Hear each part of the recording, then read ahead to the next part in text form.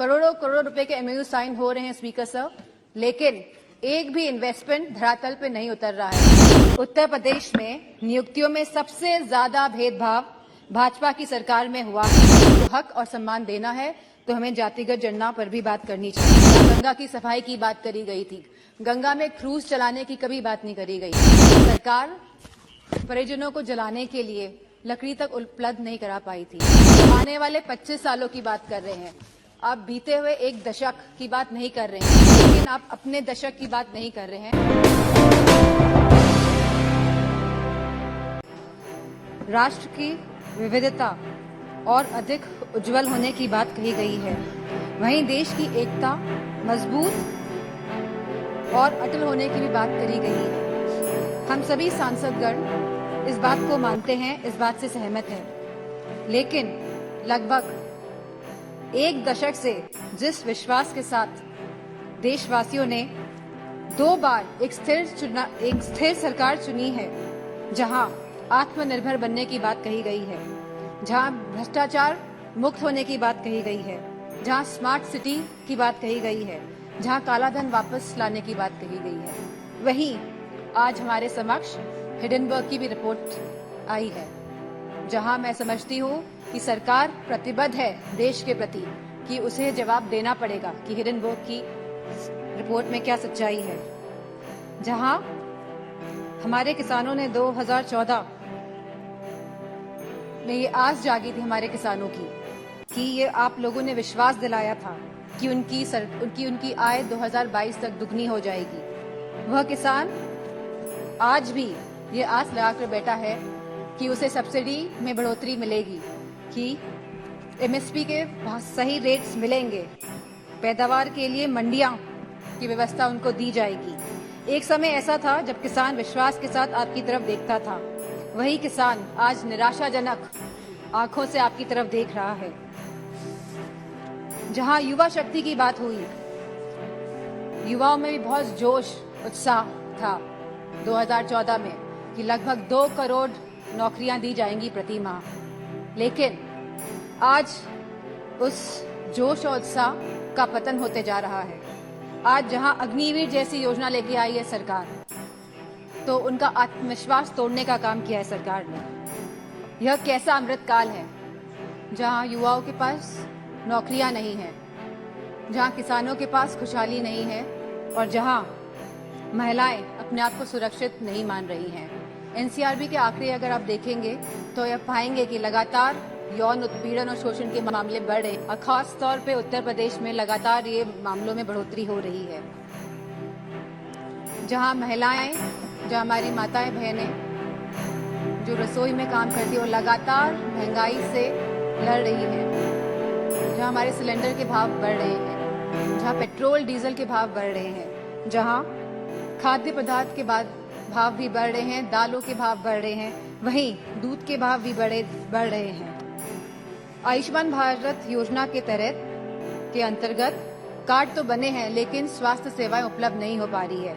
और जैसा कि दानिश सर ने कहा कि डॉक्टर नहीं है अस्पतालों में, और यूपी में गोरखपुर और रायबरेली में जहां एम्स हैं, वहां पे भी सहूलियतें नहीं मिल पा रही हैं क्योंकि डॉक्टर की सुविधा नहीं है, डॉक्टरों की कमी है।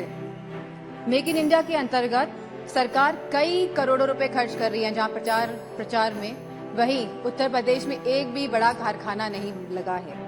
छोटे उद्योग की हालत हम सभी जानते हैं कि वह बंदी के कगार पर है। वहीं सरकार लगातार आयात को बढ़ावा देकर अपने कुछ पूंजीपति दोस्तों को, अपने कुछ पूंजीपति मित्रों को आगे बढ़ाने का काम कर रही है।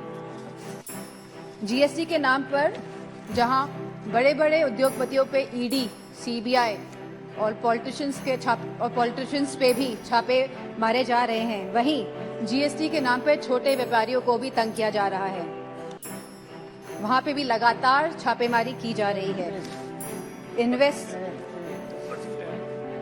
इन्वेस्टमेंट और इनोवेशन के नाम पर जहां पे लगातार एमओयू साइन हुए जा रहे हैं, करोड़ों करोड़ रुपए के एमओयू साइन हो रहे हैं स्पीकर सर, लेकिन एक भी इन्वेस्टमेंट धरातल पे नहीं उतर रहा है। जो सरकार यह दर्शा रही है कि हम स्वर्ण काल में जा रहे हैं, जो सरकार यह दर्शा रही है कि देश आगे बढ़ रहा है, तो मेरा मानना है जहाँ रोजगार नहीं है, और हम कभी गरीबी नहीं हटा सकते जब तक हम लोग रोजगार अपने युवाओं को नहीं दे पाएंगे।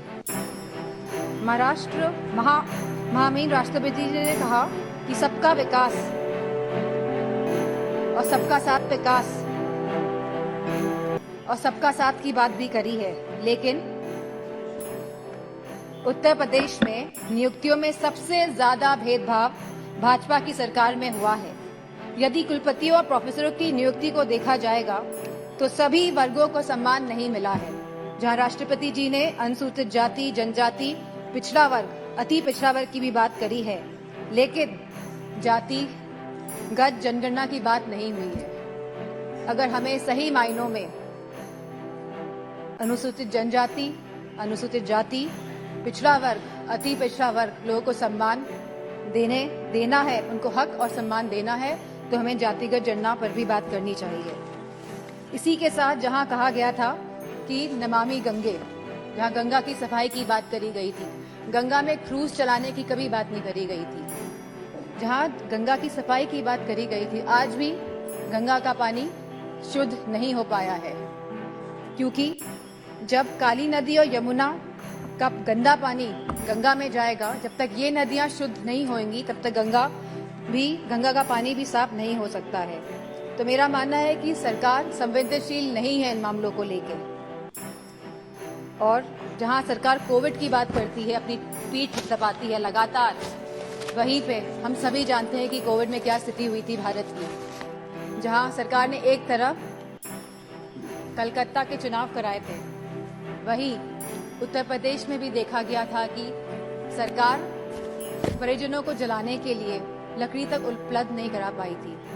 तो मेरा मानना है कि जो आप स्वर्ण भारत की बात कर रहे हैं और आने वाले 25 सालों की बात कर रहे हैं, आप बीते हुए एक दशक की बात नहीं कर रहे हैं, जहां आप लगभग 10 साल का आप अपना टेन्योर, अपना काल खत्म करने जा रहे हैं। लेकिन आप जो आगे की बात कर रहे हैं और 2014 की पहले की बात कर रहे हैं, लेकिन आप अपने दशक की बात नहीं कर रहे हैं। सब्सक्राइब कीजिए आपका अपना चैनल NDTV भारत।